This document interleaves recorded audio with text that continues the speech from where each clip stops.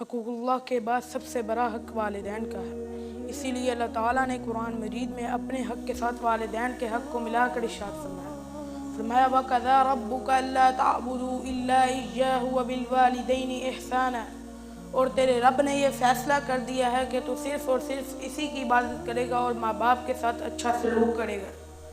ایک اور مقام پر فرمایا وَاعْبُدُوا اللَّهَ وَلَا تُشْرِكُوا بِهِ شَيْئًا وَبِالْوَالِدَيْنِ إِحْسَانًا، اور اللہ تعالیٰ کی عبادت کرو اور اس کے ساتھ کسی کو شریک مت ٹھہراؤ اور ماں باپ کے ساتھ اچھا سلوک کرو۔ ایک اور مقام پر فرمایا وَإِذَا أَخَذْنَا مِيثَاقَ بَنِي إِسْرَائِيلَ لَا تَعْبُدُونَ إِلَّا اللَّهَ وَبِالْوَالِدَيْنِ إِحْسَانًا، اور جب ہم نے بنی اسرائیل سے پختہ عہد لیا کہ تم صرف اور صرف اللہ رب العزت کی عبادت کرو گے اور ماں باپ کے ساتھ اچھا سلوک کرو گے۔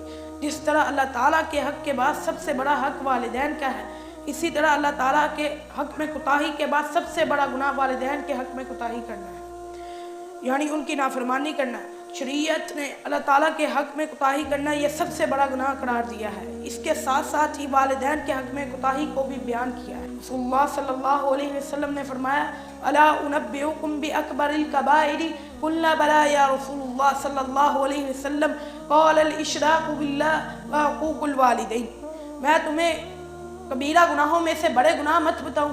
صحابہ نے کہا اللہ کے رسول بتلائیے۔ رسول اللہ صلی اللہ علیہ وسلم نے بتلایا، فرمایا اللہ تعالیٰ کے ساتھ شرک کرنا، ماں باپ کی نافرمانی کرنا۔ اس حدیث سے معلوم ہوتا ہے کہ ماں باپ کی نافرمانی کرنا یہ کبیرہ گناہوں میں سے بڑا گناہ ہے۔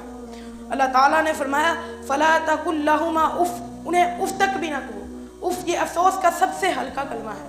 جب ماں باپ کو اف کہنا ہی جائز نہیں تو پھر ان کو اونچی آواز سے پکارنا یہ کیسے جائز ہو سکتا ہے؟ ایک اور مقام پر فرمایا وَلَا تَنْهَرْهُمَا، ان دونوں کو مت ڈانٹو۔ اللہ تعالیٰ نے جب کہہ دیا کہ ان دونوں کو مت ڈانٹو، اس بات سے یہ بات واضح ہوتی ہے کہ ماں باپ کو ڈانٹنا حرام ہے۔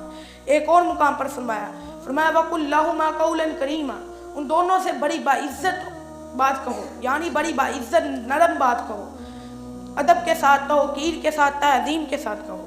عبداللہ بن عمر رضی اللہ عنہ سے روایت ہے کہ رسول اللہ صلی اللہ علیہ وسلم کے پاس ایک آدمی آیا، اس نے کہا اللہ کے رسول میں آپ کے پاس ہجرت کے لیے بیعت کرنے آیا ہوں، اپنے ماں باپ کو روتا چھوڑ آیا ہوں۔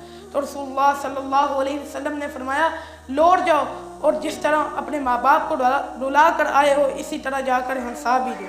وَقُلْ رَبِّ ارْحَمْهُمَا كَمَا رَبَّيَانِي صَغِيرًا، اور دعا کرو اے میرے رب ان پر رحم فرما جس طرح انہوں نے رحمت و شفقت کے ساتھ مجھے بچپن میں پالا تھا۔ ماں باپ کے لیے دعا کرو گے تو اس میں فائدہ تمہارا ہی ہے۔